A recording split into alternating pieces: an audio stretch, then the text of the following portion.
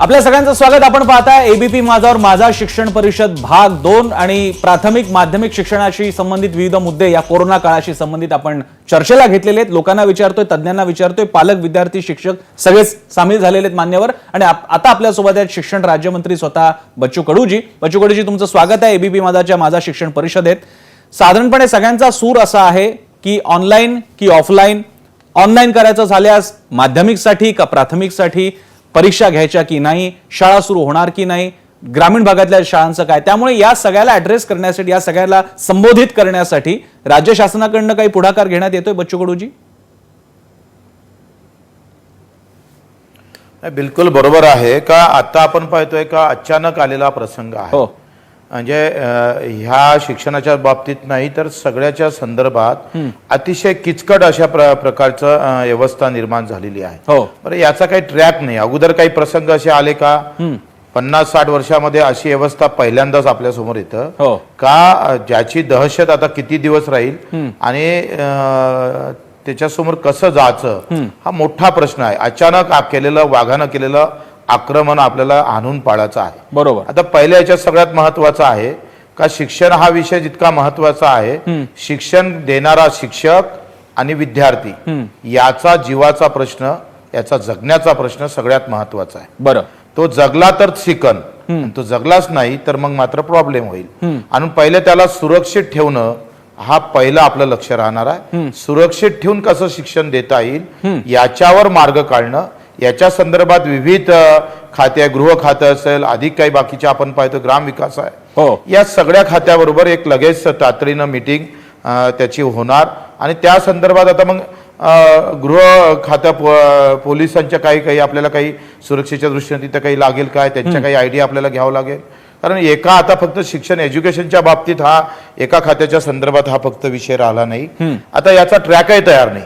पहिले तुम्ही समजून घ्या का याचा ट्रॅक तयार आहे का, रस्ता तयार नाही, कुठं चढ आहे, कुठं उतार आहे, कुठं खड्डे आहे, कसं जायचं ते प्रत्यक्षात चालल्यावर काही सुधारणा करता येईल, काही सुधारणा अगोदर करावं लागेल, काही चढता चढता गाडी आपली जाणार वरते चढावर कोणता गिअर टाकायचा हा महत्वाचे विषय याच्यात येणार आहे. काही गोष्टी आपल्याला एकदा सुरू केल्यानंतर सुद्धा काही सुधारणा आपल्याला करावं लागेल आणि त्यासाठी सरकार सक्षमपणे समोर येणार अशी एकंदरीत स्थिती आहे. ऑनलाईनच्या संदर्भात किती विद्यार्थी शिक्षण घेऊ शकेल, शाळेच्या माध्यमातून किती विद्यार्थ्यांना शिक्षण देता येईल, याचे अनेक प्रश्न, म्हणजे एकच प्रश्न नाही आहे. ऑनलाईन आणि फिजिकल आपल्याला कसं शिक्षण देता येईल एवढेच ते देताना अनेक प्रश्न निर्माण होईल. ऑनलाईन शिक्षण देताना पण अनेक प्रश्न निर्माण होईल. फिजिकल ते शाळेत येऊन त्यांना शिक्षण देणं याच्यावर प्रचंड प्रश्न निर्माण होणार आहे. बरं. आणि मग हे सगळं करताना एखादा शिक्षक समजून घ्या तो बाहेरून आला, बरं, तो कुठेतरी रेड झोन मधून आला असेल आणि तो शिकवायला लागला तर मग पुन्हा प्रश्न निर्माण होऊ शकतं. बरोबर. किंवा एखाद्या विद्यार्थ्याचा पालकच कुठेतरी बाहेर गेला आणि तो लागण करून आला तर मग अडचण निर्माण होऊ शकतं. अनेक गोष्टी आहेत ज्याच्यामुळे मोठा धोका आपल्या समोर आहे. आणि मग धोके कसे टाळता येईल याच्यावर पहिले आपलं व्यवस्थापन, आपलं त्याच्यावर एक कार्यक्रम आपल्याला समोर आणावं लागेल आणि मग त्याच्या समोर जाणं गरजेचं आहे. मला वाटतं थोडा 15-20 दिवस इकडे तिकडे होऊ शकते, पण जे काही सुरू करू ते पहिले सुरक्षित कसं सुरू होईल याच्यावर शासन गंभीरपणे विचार करणार आणि तशा पद्धतीनं समोर जाणार. बच्चू कडूजी, शासनातर्फे आज तुम्ही या कार्यक्रमात आलेले आहात. सगळ्यांनी आम्हाला जे विचारलेले काही प्रश्न आहेत ते मी आधी तुम्हाला विचारते आपल्या चर्चेत पुढे जाण्यासाठी. सगळ्यात महत्त्वाचा प्रश्न, खरं तर छोट्या मुलांचे जे पालक आहेत त्यांच्याही मनात खूप प्रश्न आहे, मात्र जे मोठे वर्ग आहेत म्हणजे 9वी, 10वी, 11वी, 12वी हे जे 4 वर्ष आहेत यांच्या पालकांना खूप प्रकारच्या चिंता असतात. तर सगळ्यात महत्त्वाचा प्रश्न ज्याचं उत्तर सगळ्यांना हवं आहे ते असं आहे की 10वी आणि 12वीचे निकाल. आता 2 दिवसापूर्वी तुम्ही तो प्रश्न सोडवला की भूगोलाचे मार्क कसे दिले जाणार, पण 10वी आणि 12वीचे निकाल साधारणपणे किती दिवसात लागण्याची शक्यता, आणि मग हे जे 11वीच्या ऍडमिशनची सगळी प्रोसेस असते त्या सगळ्याकडे तुम्ही कसे बघताय? शासन म्हणून तुम्ही पालकांना काय सांगाल? मला वाटतं आपण 10वी ते 12वी जूनच्या शेवटच्या किंवा 3ऱ्या हप्त्यामध्ये आपण निकाल बऱ्यापैकी घोषित होईल आणि त्याच्यानंतर लगेच 11वीचा एक ॲडमिशनचा एक लगेच त्याचा कार्यक्रम आपण लोकांसमोर ठेवू. मला वाटतं थोडं कमी जास्त याच्यात, कारण संकट मोठं आहे त्याच्यात थोडं अपडाऊन आपल्याला होईल त्याच्यामध्ये, परंतु या जूनच्या अखेरपर्यंत आपण निकाल 10वी 12वीचा घोषित करू. दुसरे काही प्रश्न आहेत हे की पुस्तकां उपलब्ध झालेले नाही. मला मान्य आहे की बालभारतीचे पुस्तकं ई पुस्तक स्वरूपात आलेले आहेत. मात्र काय होतं की आपली जी शिक्षण पद्धत आहे बच्चू कडूजी, त्या 8वी नंतर फार सिरियसली की मुलांचा अभ्यास याच्याकडे विचार केला जातो. आता परिस्थिती अशी आहे की काही ज्या उच्चभ्रू शाळा आपण म्हणू शकतो, म्हणजे CBSE ICSE, त्यांची अगदी दररोज शाळा असल्यासारखी रोज शाळा भरते ऑनलाईन. मात्र बाकीच्या मुलांच्या पालकांना टेन्शन येतं की आपले स्टेट बोर्डाचे विद्यार्थी आहेत, त्यांचं काय, 8वीची 9वी 10वीची पुस्तकं उपलब्ध नाही. बरं, आपण जर म्हणतोय ऑनलाईन ऑफलाईन, कधी शाळा ऑफलाईन होईल म्हणजे आपल्याला शाळेत जावं लागेल, कधी ऑनलाईन होईल, तर या सगळ्या प्रश्नांची उत्तरं शोधण्याचं काम राज्य शासनाने सुरू केलंय का आणि कशा पद्धतीने या प्रश्नांचं उत्तरं शोधण्याचं काम चाललेलं आहे, काय उत्तरं असू शकतात?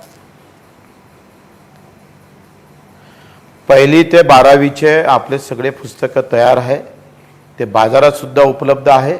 15 जूनच्या आज सगळे पुस्तकं आपल्याला उपलब्ध होणार आणि ऑनलाईन बालभारतीच्या वेबसाईटवर सुद्धा आपल्याला हे सगळे उपलब्ध आहे. मला वाटतं कुठेही पुस्तकाची चणचण जाणार नाही, मार्केटमध्ये भेटलं नाही असं होणार नाही. असं झालं आणि त्यात आम्ही कमी पडलं, काही अधिकाऱ्यांना जर अशा प्रकारची त्याच्यामध्ये दिरंगाई केली तर ते कारवाईसुद्धा करू. आपले पुस्तक छापून तयार आहे. सगळ्यात अगोदर शिक्षण विभागानं आमच्या मंत्री असेल गायकवाडताई आणि आमचे सचिव असेल याच्यावर पहिल्यांदा भर दिलं. शिक्षण परिषद असेल यांनी पहिल्यांदा याच्यावर सगळ्यांना भर देऊन आपण पहिलं काम पुस्तक छापण्याचं केलेलं आहे आणि ते बाजारात उपलब्ध आहे. बच्चू कडूजी, एक मुद्दा ज्या म्हणजे अनेक प्रतिक्रिया आलेल्या आहेत, त्याचा थोडक्यात करून मी तुम्हाला सांगण्याचा प्रयत्न करतोय. तो सूचना पण आहेत आणि तो प्रश्न पण आहे. तो मुद्दा असा की सरसकट शालेय वर्ष सुरू करण्याऐवजी 2 भाग करता येतील. एक तर शालेय वर्ष 6 महिने पोस्टपोन करावं, त्याच्यात सुद्धा प्राथमिक शिक्षणाचा अभ्यासाचा ताण तितकासा नाहीये, त्यामुळे 6 महिने पोस्टपोन केल्याने फरक पडणार नाही. माध्यमिक शिक्षणामध्ये मुलं बऱ्यापैकी मोठी झालेली असतात मुलं मुली, त्यामुळे त्यांना ऑनलाईन दूरदर्शनद्वारे वगैरे शिक्षण देता येईल.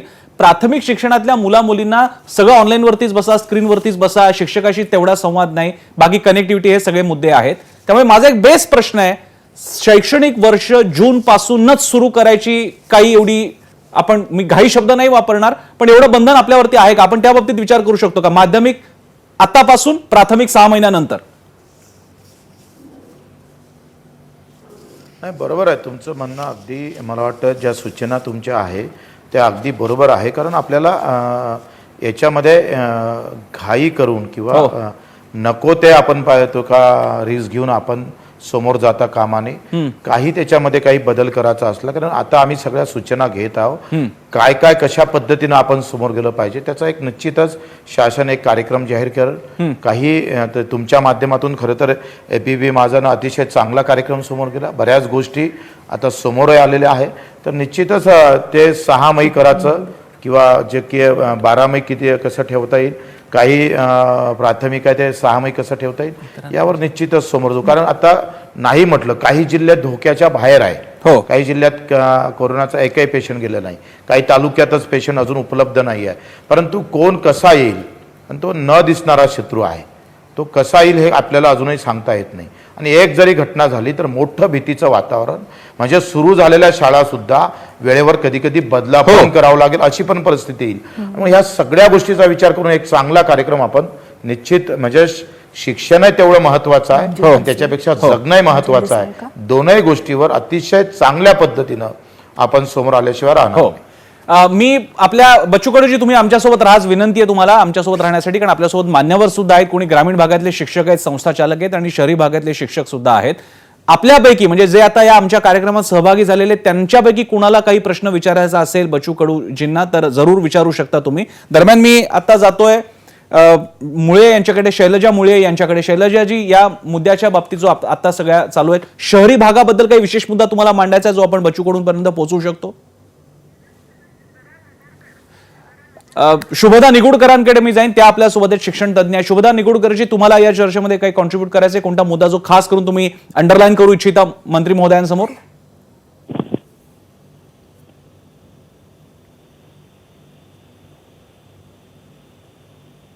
हॅलो. हा बोला. हा बोला. आम्हाला ऐकायला येतंय, तुम्ही सलग बोला. असं पाहायला गेलं तर एक अभूतपूर्व अशी परिस्थिती निर्माण झालेली आहे आपल्याकडे. हो. आणि अख्खं जग चाचपडत आहे. याच्या बाबतीमध्ये पण आम्ही आता विद्यार्थ्यांना काय द्यायचं हम्म. हे आम्हाला माहित आहे, पण आता ते फक्त कसं द्यायचं विद्यार्थ्यांना. अर्थातच शाळा सुरू होणार नाहीत, विद्यार्थ्यांचं आरोग्य जास्त महत्वाचं आहे. हम्म. या दृष्टीने आमचे प्रयत्न चालू आहेत. हो. तर 15 जून पासून शाळा सुरू होणार नाही, पण शाळा ऑनलाईन सुरू होईल. हो. आता 2 महिने या पद्धतीवरती आमचं सर्वेक्षण ऍक्च्युली चालू आहे. बरं. आम्ही विचार करतो या गोष्टीवर काय करायचं. हम्म. पहिले काही मुद्दे लक्षात घ्यायचे झाले हम्म. तर दर्जेदार विद्यार्थ्यांना कसं देता येईल, हम्म. तसंच विद्यार्थ्यांकडे तंत्रज्ञानाची कोणती माध्यमं उपलब्ध आहेत, बरं. ते विद्यार्थ्यांच्या कितीपत सोयीचं आहे, हम्म. आणि सर्वात महत्वाचं म्हणजे ते खर्चिक नसावं, हम्म. या दृष्टीने आम्ही विचार करतोय. त्यामध्ये शिक्षकांना आम्ही ट्रेनिंग देतोय. हो. ह्या सगळ्या गोष्टी ज्या वेळेला आम्ही करतोय. हॅलो हो, बोला बोला हॅलो बोला. हॅलो. आमच्यापर्यंत संपूर्ण बोलणं ऐकायला येत आहे तुमचं, तुम्ही सलग बोला, पूर्ण करा. हॅलो. त्यांच्याशी संपर्क आपला पुन्हा प्रस्थापित होईल तोपर्यंत. भारती, प्रसन्न, हा जो मुद्दा आहे की त्यांनी जसं सांगितलं की अपेक्षा खूप आहेत पालकांच्या हो. की आता शाळा सुरू झाल्यावर कशी परिस्थिती बदलली असेल. आपल्या बरोबर कोल्हापूरहून अभयकुमार साळुंखे आहेत. जरूर. विवेकानंद शिक्षण संस्था खूप मोठी शिक्षण संस्था हो. आहे. साळुंखे सर, तुम्हाला माझा आवाज ऐकू येतोय? येतोय. नमस्कार. नमस्कार साळुंखे सर. आतापर्यंतची तुम्ही जर चर्चा ऐकली असेल तर प्रश्न हाच आहे की अभूतपूर्व परिस्थिती आहे, पण या परिस्थितीला तोंड देऊन आपल्याला विद्यार्थ्यांचं नुकसानही होऊ द्यायचं नाहीये. तर त्याच्यासाठी तुमच्या मनात काय आहेत मुद्दे? आता आपल्याबरोबर शिक्षण राज्यमंत्री बच्चू कडू सुद्धा आहेत.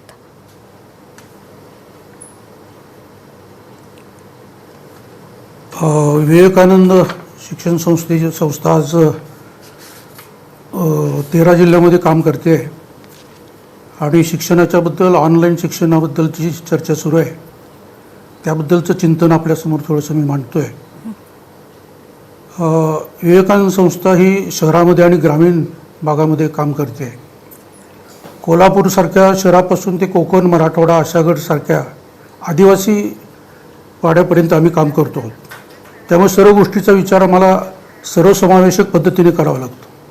आमच्या शिक्षकांनी राबवलेल्या या उपक्रमाचा जेव्हा आम्ही अहवाल घेतला, आढावा घेतला, त्यावेळी काही महत्त्वाच्या गोष्टी समोर आल्या. शिक्षणाचा विचार करणाऱ्या आपण सर्वांनी याचा विचार करायला हवा. आज ऑनलाईन शिक्षण देणं हे क्रमप्राप्त झालेलं आहे आणि ही काळाची गरज आहे. आज तरी त्याला दुसरा पर्याय नाही, पण या ऑनलाईन शिक्षणाचा काही मर्यादा आहेत. शाळा सुरू करण्यासाठी वर्ग शिक्षणाला पर्याय म्हणून आपण ऑनलाईन शिक्षणाचा विचार करू शकत नाही. कोरोनाचे संकट कधी जाईल माहीत नाही. समजा पुढील 1-1.5 वर्ष हे भीतीची सावट अशीच राहिलं तर आपण किती काळ ऑनलाईन शिकवत राहणार याबद्दल थोडीशी शंकाच आहे. ऑनलाईन शिक्षणाबद्दल बोलताना आपण फक्त शहरी भागातील मुलाचा विचार करून चालणार नाही. आजही शिकणाऱ्या मुलापैकी जवळपास 60% विद्यार्थी ग्रामीण भागात आहेत. त्यांचाही आपण प्राधान्याने विचार केला पाहिजे. आणि प्रामुख्यानं एक मानसशास्त्र शिक्षणाचं आहे.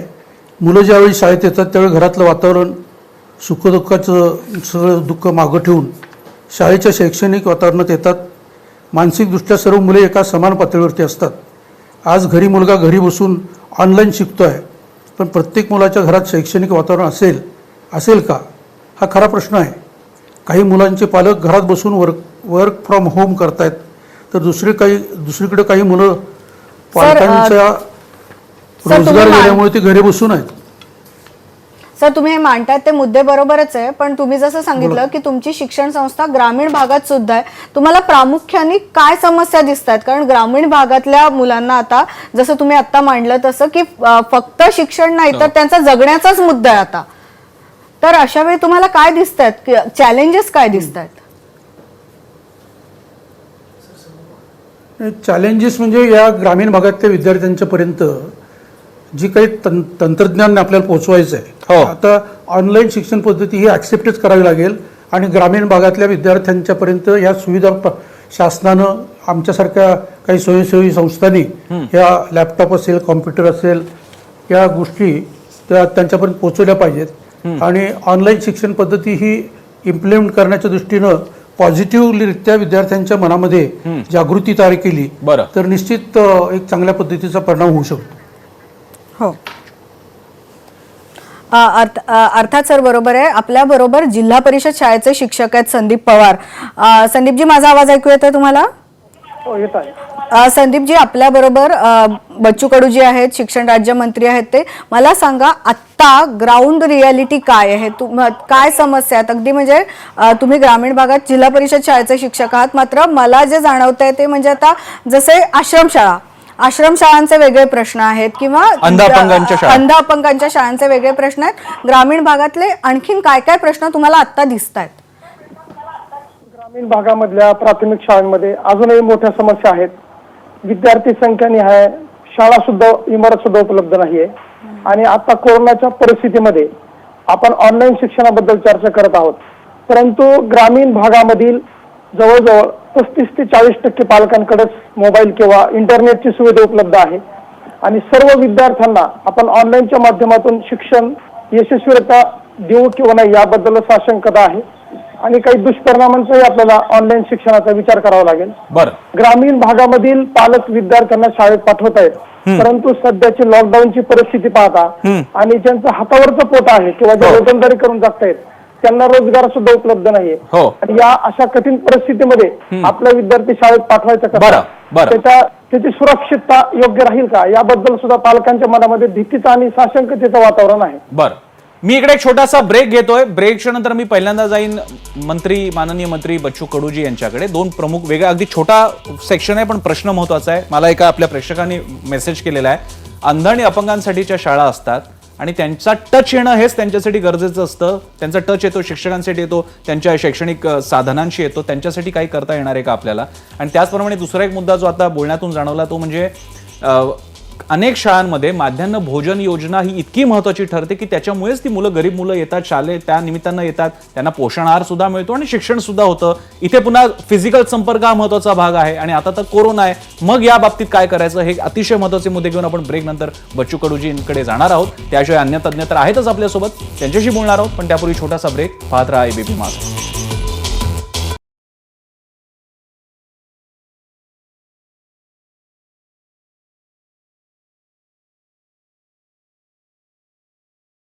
ब्रेक नंतर आपल्या सगळ्यांचं स्वागत. आपण पाहताय माझा शिक्षण परिषद भाग 2. आपल्यासोबत आहेत शिक्षण राज्यमंत्री बच्चू कडू आणि अन्य मान्यवर. बच्चू कडूजी, एक प्रश्न थोडा वेगळ्या सेक्शन मधला आहे पण तुमचा आणि तुमच्या संघटनेचा त्यांच्याशी फार वेळोवेळी संबंध आलेला आहे, तो म्हणजे अंध आणि अपंग. त्यांच्यासाठीच्या शिक्षण संस्था आहेत, त्यांनी या कोरोनाच्या काळात काय करायचं त्यांच्याकडे आपण जरा वेगळं लक्ष खास करून लावून धरणार आहात का. आणि दुसरा प्रश्न म्हणजे माध्यान्ह आहार योजनासारखी योजना जी आतापर्यंत अतिशय इफेक्टिव्ह ठरलेली आहे ग्रामीण भागातल्या गरीब मुलांना शाळेपर्यंत आणण्यासाठी, ती आता या कोरोनाच्या काळामध्ये आपण कसं त्याचं ऍडजस्टमेंट करू शकू, कसं नियोजन करू शकू. पहिला आता दुसरा प्रश्न आहे भोजन व्यवस्थेचा. मला वाटतं पहिले आता आपण शाळा कशा सुरू करायचा हा मूळ प्रश्न आहे. शाळेत किती विद्यार्थी ठेवायचे, कशा सम विषम संख्येनं ठेवायचे का, कशा पहिलं सत्र कधी घ्यायचं किंवा त्याचे वेळापत्रक ह्या सगळा मोठा विषय आहे. आणि मग त्याच्यामुळे भोजन व्यवस्था देताना काही अडचणी येणार का, याच्यावर सुद्धा एक व्यवस्थित आता आम्ही जे भोजन व्यवस्था नेहमी आपल्याला पुरवतात, ज्या संस्था पुरवतात त्यांच्यासोबत चर्चा करून कुठेही बाधित होणार नाही असा प्रयत्न निश्चित केला जाईल. काही भोजनासाठी काही नवीन प्रॉब्लेम निर्माण होणार नाही, सुरक्षेचं पहिलं प्राधान्य दिलं जाईल, नंतर भोजनाची व्यवस्था करता येईल किंवा कडधान्य डायरेक्ट पालकाच्या घरी देता येईल का, तसा सुद्धा प्रयत्न होऊ शकतं. अनेक त्याच्यावरचा मार्ग निघू शकते. त्याच्यानं मला वाटतं भोजनासाठी आपल्याला अनेक मार्ग मोकळे सुद्धा आहे. पण शाळेत न देता घरापर्यंत पण देता येईल, त्या माध्यमातून सुद्धा ते पुरवता येईल. दुसरं आपण म्हटलं होतं का अंध विद्यार्थ्यांचं कसं काय करता येईल. तर मला वाटतं त्यांच्यासाठी की बोलका पुस्तक आपण निर्माण केलेलं आहे, ते बालभारती वेबसाईटवर आपल्याला उपलब्ध आहे. बोलके पुस्तकं आता त्याच्या माध्यमातून अंधांना ते उपलब्ध होईल. मोबाईल शिक्षक आपल्याकडे आता ते पण आपल्याजवळ पहिले यंत्रणा उभी आहे. घरापर्यंत जाऊन त्याला शिकण्याची व्यवस्था निर्माण करण्याचं सुद्धा तशा प्रकारचा आमचा विचार चालू आहे. घरापर्यंत कसं जाता येईल, त्याला शाळेत नाही येता आलं, त्याला वसतिगृहामध्ये नाही ठेवता आलं, तर घरापर्यंत शिक्षकाला जाऊन काही अंतरावर ठेवून त्याला शिकवता येईल का, तो प्रयत्न करू. आपण बाकीच्या काही कमेंट्स घेऊया, त्यानंतर जर का मान्यवरांना थेट बच्चू कडूंना काही प्रश्न मुद्दा काही सांगायचा असेल तर त्यासाठी जाऊयात. पण काही गेस्ट आहेत ज्यांच्यापर्यंत आम्ही आतापर्यंत गेलो नव्हतो. भारती, प्रसन्न, खरं तर आपण ना वरचे जे वर्ग आहेत म्हणजे 8वी 9वी 10वी 11वी 12वी यांच्याबद्दल खूप बोलतो. आपल्याबरोबर रणजित डिसलेजी आहेत, ते प्रयोगशील शिक्षक म्हणून प्रसिद्ध आहेत. डिसलेजी, मला सांगा की प्राथमिक शिक्षण ज्याला आपण म्हणतो जिथून पाया भक्कम होत असतो मुलांच्या शिक्षणाचा, त्याच्याकडे एक प्रकारे दुर्लक्ष होत आहे का? आणि आपण म्हणजे सहज बोलतो की ठीक आहे त्यांचं 1 वर्ष वाया, आपण नाही शिकवलं तर काय हरकत आहे, पण काय समस्या निर्माण होऊ शकतात? आपण खरंच जर या प्राथमिक शिक्षण घेणाऱ्या वयातल्या विद्यार्थ्यांचा काय वेगळा विचार करू शकतो? आपला मुद्दा बरोबर आहे की मुलांमध्ये जेव्हा प्राथमिक दर्जाच्या मुलांचा विचार केला जातो तेव्हा ते निग्लिजिबल ठरलं जातं. किंवा आत्ताच्या चर्चेमध्ये देखील आपण असा विचार करतोय की जाऊ द्या, 1ली ते 8वीच्या मुलांचा फारसा विचार करू नका, 1 वर्ष त्यांचं जाऊ द्या, 8वी 9वी 10वी 11वी या मुलांचा विचार करा, त्यांच्यासाठी मार्क्स खूप महत्त्वाचे आहे. पण मला तुम्हाला एक सांगायचं आहे, शिक्षण हे प्राथमिक दर्जाचं असू द्या किंवा उच्च माध्यमिक दर्जाचं असू द्या किंवा माध्यमिक दर्जाचं असू द्या, ते शिक्षण म्हणजे मुलाला मिळणारा अध्ययन अनुभव असतो. हा अध्ययन अनुभव देण्यासाठी त्याच्यामध्ये एक सिक्वेन्स असावा लागतो. आणि हा सिक्वेन्स जर तुम्ही त्याला 6 महिने बाजूला काढणार, 1 वर्ष त्याला बाजूला काढणार, तर तो अध्ययन अनुभव आणि त्याच्यातून मिळणारं ज्ञान हे त्याच्यापासून तो मुक्तो. आत्ताच्या घडीला प्राथमिक असू द्या किंवा माध्यमिक शिक्षण असू द्या, या शिक्षण घेणाऱ्या मुलांसाठी 2 महत्त्वाचे स्रोत आहेत ज्याच्यामधून ते नॉलेज घेऊ शकतात. सर्वात महत्त्वाचा आणि सुरक्षित स्रोत आहे की निसर्ग आणि त्याचं कुटुंब. हे 2 एकमेव असे स्रोत आहेत की ज्याच्या माध्यमातून तो आत्ताच्या घडीला स्वतःचं शिक्षण पूर्ण करू शकतो. पाठ्यपुस्तक, शिक्षक, शाळा हे त्याचे ज्ञान मिळवण्याचे स्रोत आहेत, पण ते आत्ताच्या घडीला काहीसे असुरक्षित आहेत. त्याच्यामुळे इथून पुढे ज्या मुलांना आपल्याला प्राथमिक असू दे किंवा माध्यमिक असू दे त्यांना शिक्षण द्यायचं असेल तर या 2 स्रोतांच्या माध्यमातून शिक्षण कसं देता येईल याचा प्रामुख्याने विचार व्हायला हवा. आपण जे निर्णय घेणार आहोत किंवा शिक्षणाकडे आता बघतोय, शिक्षण मंत्री बोलतायत की आपण पहिल्यांदा त्यांच्या आरोग्याला प्रायोरिटी देऊयात किंवा त्यांचे आरोग्याचे प्रश्न पहिल्यांदा सोडवले पाहिजेत. शाळेत मुलं येण्याच्या ऐवजी त्यांच्यासाठी अगोदर सुविधा निर्माण केल्या पाहिजेत. पण मला असं वाटतं शिक्षण घेण्यासाठी शाळेमध्येच येण्याची गरज आहे असं मानणारा मी नाहीये. मुलगा कुठेही असला तरी शिक्षण घेण्याची अविरत प्रक्रिया ही त्याची चालू असते.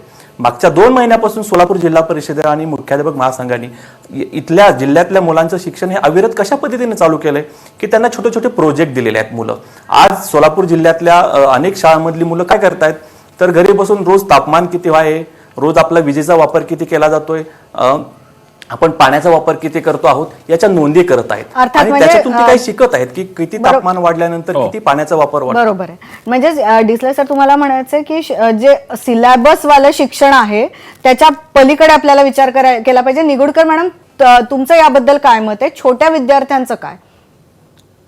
छोट्या विद्यार्थ्यांच्या बाबत विचार करायला गेलं तर त्यांना अभ्यासपूरक असे वेगवेगळे टास्क देता येऊ शकतात. आणि सध्या शासन वेगवेगळे उपक्रम राबवतंय, याच्यामध्ये अभ्यासमाला वगैरे सुरू केले, त्याच्या सहाय्याने करू शकतात हे प्रयत्न. परंतु माझा मुख्य प्रश्न आहे सगळ्यांना की प्रत्येक आता आम्ही सध्या हे आपण कोविड वर्ष म्हणूनच समजा डिक्लेअर झालं आणि शाळा चालूच होऊ शकल्या नाही आणि ऑनलाईन शिक्षण सुरू झालं, तर त्याच्यामध्ये या प्रत्येक स्थितीमध्ये आम्ही प्रयत्न करतच आहोत. पण शासन याच्यासाठी विद्यार्थ्यांपर्यंत सगळ्या या सुखसोयी पुरवण्यासाठी शासन आम्हाला काय मदत करू शकेल? कलमाडी, तुमचा प्रश्न आपण बच्चू कडू सरांकडे घेऊन जाणारच आहोत, मात्र कलमाडी मॅडम सुद्धा आपल्या बरोबर आहेत. कलमाडी मॅडम, तुमच्या पुण्यात शाळा आहेत, मोठ्या शहरातल्या शाळांचे प्रश्न अर्थात वेगळे, आपण त्याच्याबद्दल चर्चा करतोय. एक चर्चा अशी होती की ऑनलाईन आणि ऑफलाईन, म्हणजे कधी कधी ऑनलाईन शिक्षण आणि कधी कधी ऑफलाईन शिक्षण, तुम्ही काय विचार करता या पद्धतीबद्दल? ऍक्च्युली काय झालं की ऑफलाईन आणि ऑनलाईन ते स्टुडंट्सला ते माहिती असायला पाहिजे. आतापर्यंत आम्ही फक्त ट्रेडिशनल मोड वापरतोय आणि लाईफ लॉंग लर्नर करायचं असले की ते लर्निंगचा इंटरेस्ट मुलांबरोबर कसं वाढू शकतो ते आता कोविडमुळे आम्हाला एक चान्स आलेला आहे. सो आता मुलं चॉईस करतात की मी क्लासला बसू की नाही. बरं, त्याच्यासाठी लर्निंगचा चॉईस मुलांबरोबर एक ऑपॉर्च्युनिटी पडलेलं आहे हम्म, की माझं नॉलेजसाठी मी रेस्पॉन्सिबल आहे. हम्म. तो असा दृष्टीने आम्ही हे ऑपॉर्च्युनिटी बघितले की हे खूप चांगलं आहे. हम्म. बट ऍक्च्युली आता प्री प्रायमरी बघा, प्रायमरी सेकंडरी ते एज बद्दल बघितले की हम्म. फक्त प्री प्रायमरी मुलांना त्यांचं पेरेंट्स हेल्प लागेल. हो. तर त्याच्यासाठी आम्ही एक सर्वे काढलेला आहे हम्म. की घरी कोण कोण राहतात, बरं. काय गॅजेट्स आहे मुलांबरोबर, आणि किती लोक आहे, सिबलिंग्स आहे का, हम्म. आणि ते घेतल्यानंतर आमचं ऑनलाईनचं प्लॅन सुरू झाले. बरं. आणि आता वी आर प्रिपेअर्ड की सिबलिंग्स असले की केव्हा मॉर्निंग शिफ्ट करायचंय, आफ्टरनून शिफ्ट करायचंय, फारच छान. ते सेम गॅजेट्स.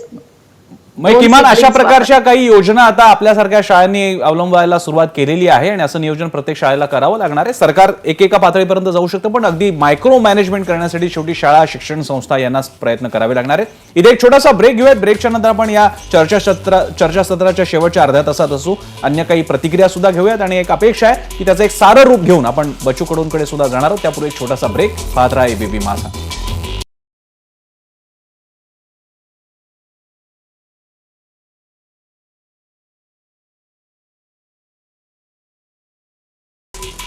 ब्रेक नंतर आपल्या सगळ्यांचं स्वागत. आपण पाहताय एबीपी माझावर माझा शिक्षण परिषद भाग 2 आणि आज आपला प्राथमिक आणि माध्यमिक विभाग आपण कव्हर करतोय. आपल्यासोबत आता एक खास पाहुणे आहेत. आपल्यासोबत वडील, बाबा आणि मुलगी आहे. कलंत्री आडनाव आहे त्यांचं आणि ते आपल्यासोबत आहे. दोघांचंही स्वागत. कलंत्रीजी, मी तुमच्यापासून सुरुवात करतो. कसा अनुभव येतोय तुम्हाला? मे महिन्याच्या सुट्ट्यांचा एक काळ असतो की मेंटॅलिटी पण सुट्ट्यांची असते की आता काय सुट्ट्याच असतात, पण आता मात्र जून महिना जवळ येत चाललेला आहे. आता मात्र शैक्षणिक वर्षाची चर्चा सुरू झालेली आहे. एक पालक म्हणून तुमच्या मनात आता काय भावना आहेत? मुलीच्या काय भावना? आता शाळेने ऑलरेडी मार्च महिन्यामध्ये 15 ते 20 दिवस ऑनलाईन शिक्षण दिलेलं आहे. त्याच्यामुळे मुलं ह्या सगळ्या गोष्टींसाठी तयार झालेली आहेत आणि कोरोनाच्या काळामध्ये मुलांना माहिती झालेली आहे की आपले 3 ते 6 महिने ह्यामध्ये जाणार आहेत. त्याच्यामुळे आपण ऑनलाईन शिक्षण घेऊन शिक्षकाशी व्यवस्थित टचमध्ये राहून सगळ्या टेक्नॉलॉजीचा फायदा होऊन आपण भारताला कसं पुढे घेऊन जाऊ शकतो याबद्दल मुलं ऑलरेडी तयार झालेली आहेत. बरं. नाही पण आम्हाला सांगा, ऑनलाईन तुमची मुलगी कोणत्या माध्यमात शिकते? ती कितवीला आहे आणि तिची शाळा नेमक्या कोणत्या भागात आहे? कारण या काही गोष्टी महाराष्ट्रात खूप महत्वाच्या आहेत. तुम्ही ग्रामीण भागात आहात, छोट्या शहरात आहात, मोठ्या शहरात आहात, इंग्लिश मिडियम आहे, मराठी मिडियम आहे, घरामध्येच कॉम्प्युटर, लॅपटॉप, मोबाईल वगैरे आहे का? या गोष्टी खूप महत्वाच्या ठरतात. कलंत्रीजी. हो हो, माझी मुलगी तिचं नाव दिशा आहे. ती इयत्ता 7वी मध्ये आहे. मी औरंगाबाद येथे राहतो. ती कॉन्व्हेंट स्कूलमध्ये राहते आणि घरामध्ये तिला लॅपटॉप आणि मोबाईल आहे.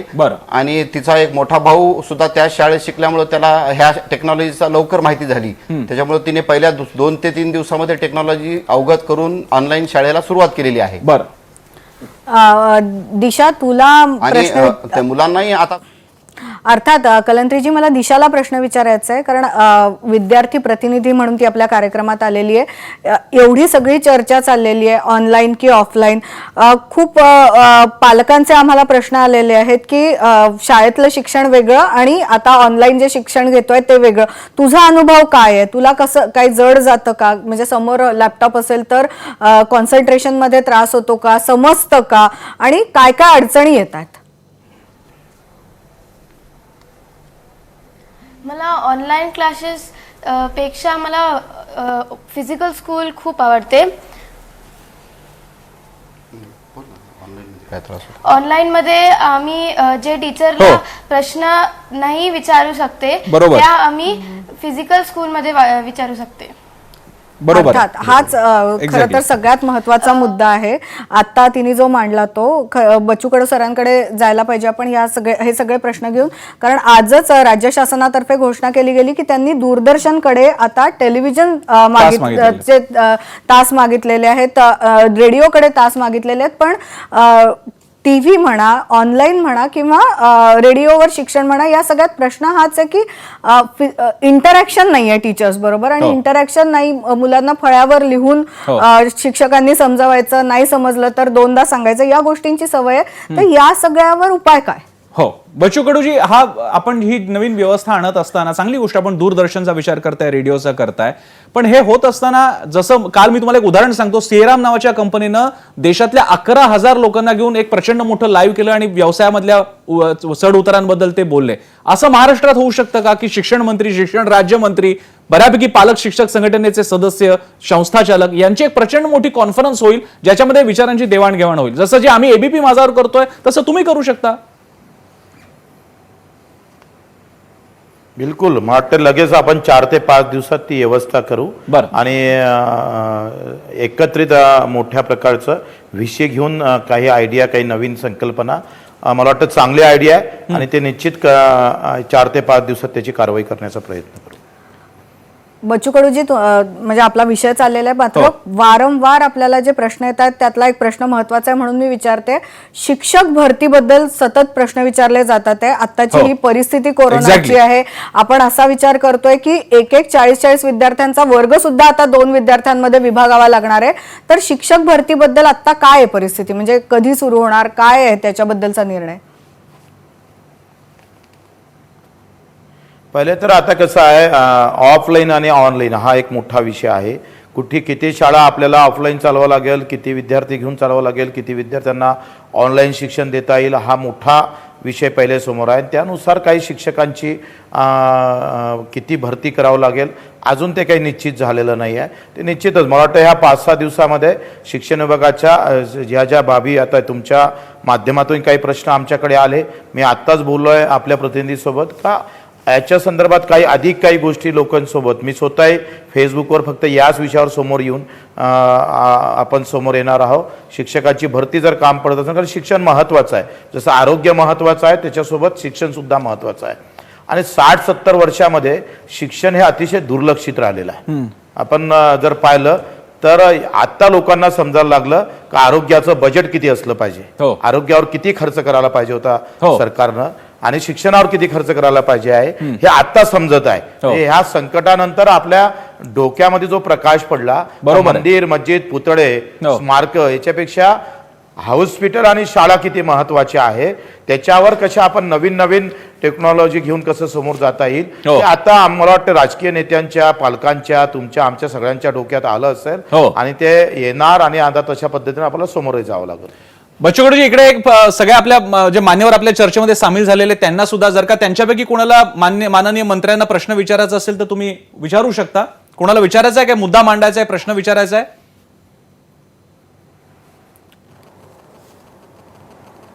कलमाडी मॅडम किंवा प्रसन्नजी, मी एक प्रश्न विचारू इच्छितो. हा, कोण विचारताय? फक्त नाव सांगा, म्हणजे तुमचं नाव घेऊन मला जाता येईल.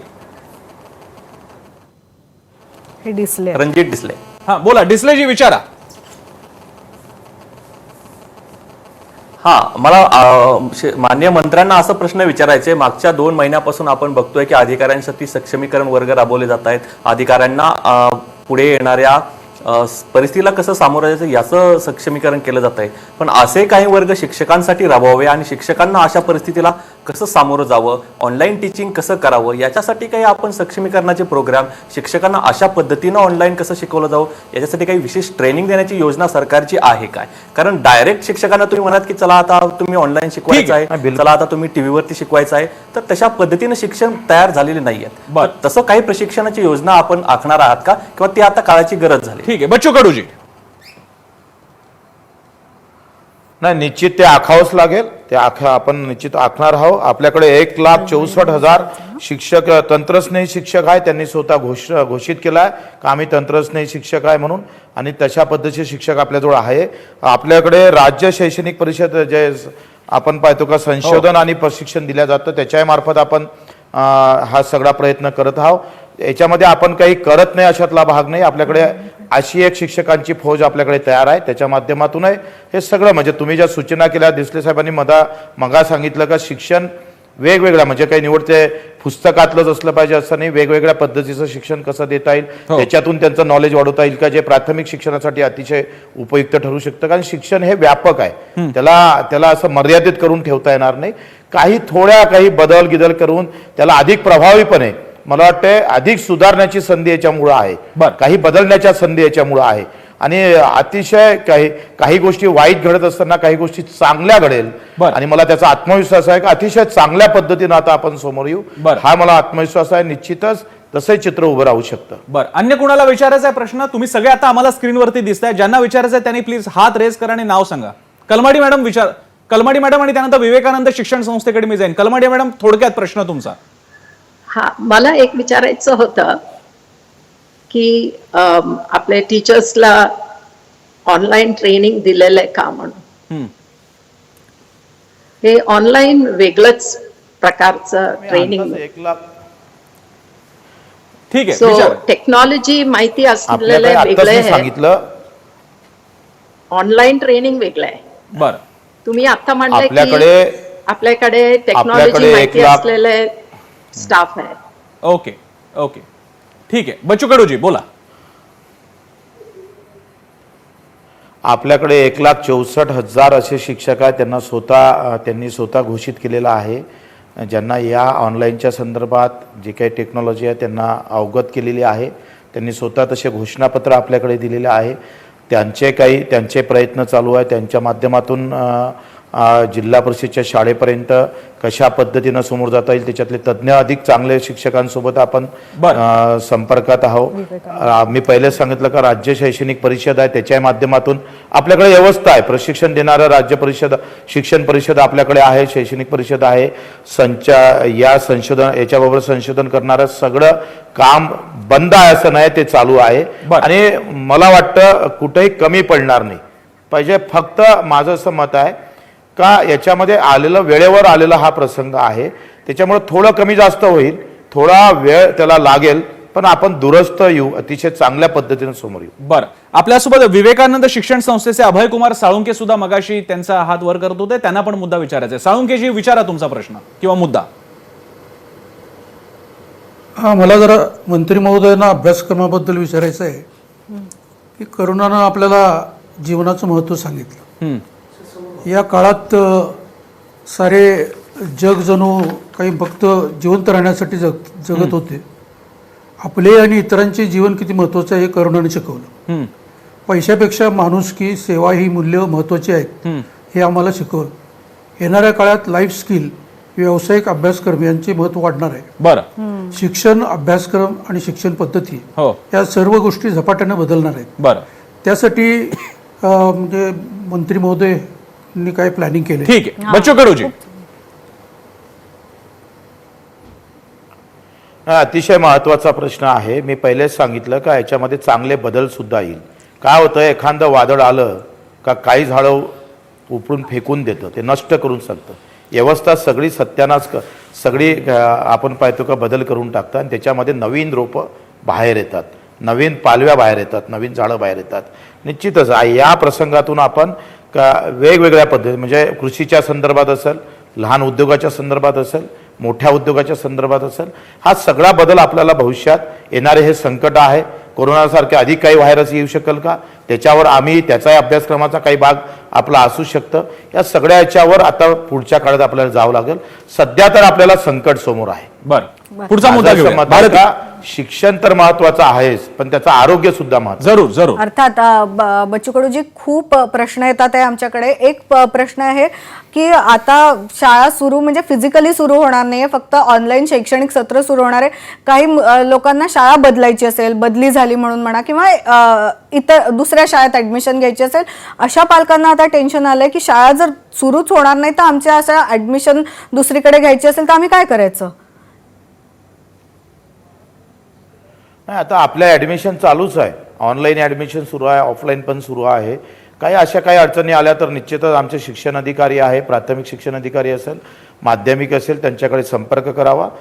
निश्चित त्याच्यामध्ये जरूर सुलभता आणल्या जाईल काही अडचणीचा मी पण वेळोवेळी आम्ही फेसबुकवर येऊ, लाईव्ह येऊ आणि त्याच्यातूनही सुद्धा प्रश्न सोडण्याचा प्रयत्न. बच्चू कडूजी, एकच प्रश्न मी विचारते संपवायच्या आधी. मगाशी अगदी ओझरता उल्लेख झाला होता आश्रमशाळांचा. आश्रमशाळांमध्ये विद्यार्थी निवासी असतात. बरं, ते आदिवासी लोकांचे मुलं असतात, त्यांच्याकडे तर काय स्मार्टफोन वगैरे असण्याची शक्यता नाही, लॅपटॉप नाहीच.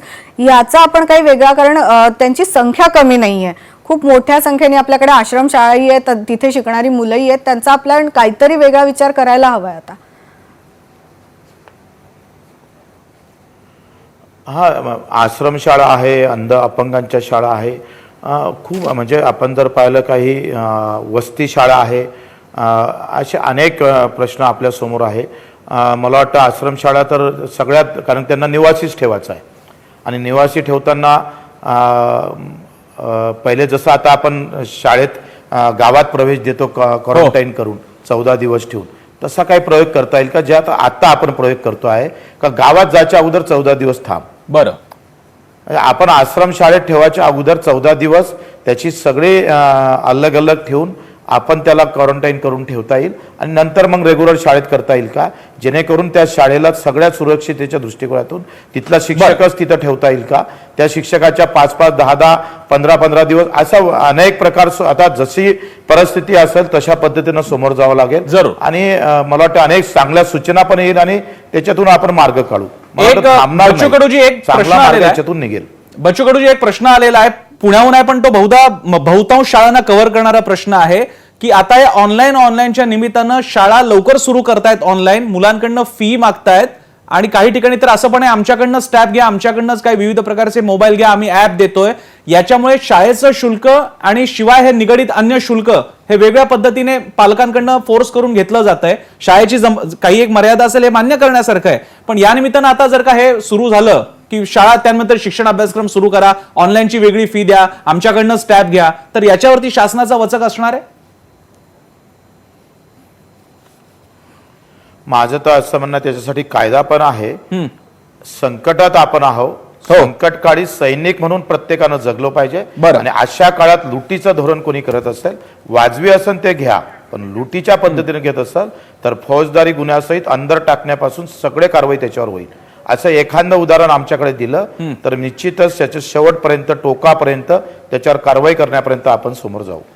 माझ्याकडे शेवटची 3 मिनिटं उरलेली आहेत. कुणालाही आपल्या मान्यवरांपैकी कुणाला काही मुद्दा उपस्थित करायचा असेल तर हीच वेळ आहे, अन्यथा आपण फक्त समपकडे पुढे जाऊ. कोणाला विचारायचं आहे? निगुडकर मॅडम, तुम्हाला काही म्हणायचं आहे यावरती? फीच्या संदर्भात मला असं म्हणावं लागेल, म्हणजे की फी जी आहे ही काही शाळा आहेत त्या एडेड नाहीयेत, आणि त्या शाळांमध्ये विद्यार्थ्यांची फी जी आहे त्या फीवरच त्या शिक्षकांची वेतन अवलंबून असतं. बरोबर आहे. त्यामुळे त्या ठिकाणी पालकांनी तेवढी सत्सद विवेक बुद्धी दाखवून फी भरावी आणि ऑनलाईन भरावी किंवा डीडीच्या मार्फत पण फी भरावी, कारण शाळा जर या संकटाच्या काळामध्ये चालू ठेवायच्या असतील, नाही म्हटलं तरी ऑनलाईन शिक्षण शिक्षक देतच आहेत. त्यामुळे ऑनलाईन शिक्षण चालू असताना शिक्षकांच्या ज्या काही गरजा आहेत ह्या भागवणं गरजेचं आहे. त्यामुळे फी भरणं देखील, फी वाढवली जाणार नाही, पण फी भरणं मुळात जी आहे माफक 3-3 महिन्याची म्हणा का, पण ती भरणं गरजेचं आहे असं मला वाटतं. आणखीन एक महत्वाची गोष्ट मांडायची आहे की सध्या जरी आपण म्हणालो की आपण फारच संभ्रमावस्थेमध्ये आहोत, तरी देखील एक गोष्ट मला सांगावीशी वाटेल इथे की आपण आपल्याकडे विद्यार्थ्यांना स्वयं अध्ययनाची गोडी नाहीये पहिल्यापासून, पण आताच्या परिस्थितीमध्ये स्वयं अध्ययन मुलं करू शकतात आणि आम्ही आमच्याकडे असे उपक्रम आता राबवतोय. सध्या मागच्या अभ्यासक्रमामध्ये मुलांना त्याचे उजळणीचे पाठ आहेत काही आता नवीन, मग त्या उजळणीच्या पाठांवरती आम्ही त्यांना स्वाध्याय देतोय आणि मग त्या असाइनमेंट्स विद्यार्थी तयार करतायत आणि ते आमच्याकडे पाठवतायत. म्हणजे ऑनलाईनच हे चालू आहे सर्व प्रोसेस, आणि त्यामुळे ज्या ज्या मुलांना संकल्पना कठीण वाटतात त्या पण आम्ही तिथे त्यांना सांगतोय. तर या दृष्टीने पाहायला गेलं तर स्वयं अध्ययन आणि ते टप्प्याटप्प्यावर घेणं, म्हणजे स्वयं अध्ययन झालं सुरुवातीच्या याचं, नंतर पुढच्या पातळीवरती विद्यार्थ्यांचा विचार करायला गेला तर काही ऑनलाईन आपण सुरू करू शकतो. मग दुसऱ्या मुलं जेव्हा तंत्रज्ञानाशी निगडीत होतील, जुळवून घेतील, तेव्हा आपण पुढील कठीण संकल्पना त्यांच्यापर्यंत मांडू शकतो. तर या दृष्टीने मला असं वाटतं की आपण ऑनलाईन शिक्षण पद्धती घ्यायला पाहिजे, ह्याच्यामध्ये, पण स्वयं अध्ययनाला पण हो. विद्यार्थी जास्त भर देतील. कार्यक्रमाच्या शेवटी काही प्रमुख मुद्दे भारती आपल्या या चर्चेतून मंथनातून पुढे येत आहेत. त्यातले काही मुद्दे म्हणजे सरसकट ऑनलाईन अशाकडे सुद्धा जाता येणार नाही, सरसकट आताच्या आता शैक्षणिक वर्ष सुरू करा असं करता येणार नाही, काही मध्यमार्ग काढावा लागेल. उदाहरणार्थ माध्यमिकची ऑनलाईन व्यवस्था सुरू करता येईल, प्राथमिकचं जर का ऑनलाईन ऑफलाईन काय असेल ते 6 महिन्यांनी करता येईल का, ज्याच्यामध्ये कदाचित 6 महिन्यात आणखी ही परिस्थिती डाऊन होईल कोरोनाची. त्याचप्रमाणे आपण ऑनलाईन म्हणतोय, पण व्यवस्था कशी पोहोचवणार आहोत, जिल्हा परिषद शाळा आहेत, ग्रामीण शाळा आहेत, त्यांच्यापर्यंत कसे जाणार आहोत, काही छोटे गट जसं की अपंगांच्या शाळा आहेत त्यांच्यापर्यंत कसं जाणार आहोत, यासाठी संवाद कायम ठेवणं गरजेचं आहे. त्याचवेळी आता जसं बच्चू कडूंनी वेळोवेळी सांगितलं की या क्षणी आरोग्य जीवन जास्त महत्वाचं आहे. शैक्षणिक आता जो काही नुकसान होत असेल ते भरून काढता येऊ शकतं, प्रश्न एका वर्षाचा आहे, पण जीवन जास्त महत्वाचं आहे. त्याच्यामुळे या सगळ्या गोष्टींची विचार व्यवस्थेला करावा लागणार आहे. आणि मगाशी एक सूचना आपण केली होती, बच्चू कडूंनी शिक्षण संस्था, संपूर्ण व्यवस्था आणि विविध स्टेक होल्डर्स, त्याच्यात पालक शिक्षण संघटना असतील, यांना सोबत घेऊन ते एकत्र आले. जे म्हणतोय ना, मला सुद्धा वाटतं की बच्चू कडू सर आपल्या बरोबर आहेत, ते ऐकतात आहेत. तर मला असं वाटतं की या सगळ्या चर्चेतनं एक गोष्ट लक्षात आली आहे की पालक आणि विद्यार्थी यांचं एक प्रकारचं समुपदेशन व्हायला हवं आहे. कारण म्हणजे काहींना असं वाटतं की आता लवकर शाळा सुरू व्हायला हव्या, काहींना वाटतं की नाही आम्ही शाळेत जायला आता तयार नाही. तर हे सगळे त्यांच्या मनातले जे प्रश्न आहेत त्यांना कुठेतरी त्यांचं समुपदेशन म्हणा किंवा काहीतरी ठोस उत्तर त्यांना दिलं गेलं पाहिजे. आणि आघाडीच्या सगळ्या आमदारांच्या पातळीला जाऊन हा डिसिजन पर्क्युलेट होऊ शकला तर आज ऑनलाईनच्या माध्यमातून लोकांपर्यंत पोहोचवता येऊ शकतं. आपण काल एका कंपनीचं नाव घेतलं की ज्यांनी अशा प्रकारे देशभरातल्या डिस्ट्रीब्युटरशी संवाद साधला. असेच मार्ग आपल्याला शोधावे लागतील आणि त्या मार्गांच्या शोधासाठी पहिली पायरी म्हणजे माझा शिक्षण परिषद, जिचा आज भाग 2 पार पडलेला आहे. सगळ्या मान्यवरांचे आभार ज्यांनी आज चर्चेमध्ये सहभाग घेतला. बच्चू कडूजी तुमचे खास आभार, 1 तास दिला तुम्ही आम्हाला. यापुढे सुद्धा तुम्ही जसं म्हणाला तसं लवकरच तुम्ही तुमच्या पातळीला अशी परिषद आयोजित कराल अशी अपेक्षा. आणि कार्यक्रम अर्थात कार्यक्रम संपताना एक आठवण आहे, उद्या माझा शिक्षण परिषदेचा पुढचा भाग असेल ज्यामध्ये आपण उच्च शिक्षण हा विषय घेणार आहोत आणि त्याबद्दल चर्चा करायला आपल्यासोबत मान्यवर असणार आहे. त्यामुळे उद्या सुद्धा संध्याकाळी 4 ते 6 दरम्यान तुम्ही जरूर एबीपी माझा समोर राहा, कारण उच्च शिक्षणाबद्दल आपण बोलणार आहोत. सगळ्यांचे पुन्हा एकदा आभार मानून इथेच थांबूयात. पाहत रहा एबीपी माझा.